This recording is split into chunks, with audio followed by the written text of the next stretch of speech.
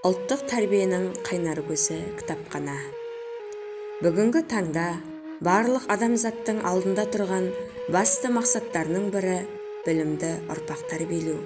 Олай болса, біздің барлық іс-әрекетіміз осы бағытта болу керек. Ал өскелең ұрпақ білімді қайдан алады? Әрине, кітаптан. Өйткені тәрбие мен білім егіз ұғым десек, жан-жақты білім мен тәрбие беретін мәдени орындардың бірі кітапхана, мектеп кітапханасы. Мектеп кітапханасы мектептің жүрегі, бір бөлігі. Жаңа заман компьютер дәуірі болғанымен рухани азық іздеген көзі ашық, көкірегі ояу әрбір адамның келер шаңырағы кітапхана. Қазіргі уақытта мектеп кітапханасы заман талабына сай жұмыс ізденіп, ұрпақ тәрбиесіне үлес қосып отырады. Сондықтан, бүгінгі мектеп кітапханасы кітап қоры және кітаппен қамтамасыз етумен ғана шектелмейді. Ол қоғамдық, мәдени орталық.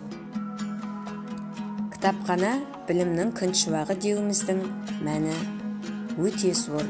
Өйткені тәрбие мен білім егіз ұғым десек, тәрбие мен білім берудің жаңа жолын кітапханадан табамыз. Кітапхана адамның білім көкжиегін кеңейтеді десек, ал Жүсіп Баласағұнның сөзімен айтқанда, білім адам баласының орта қазынасы дейді.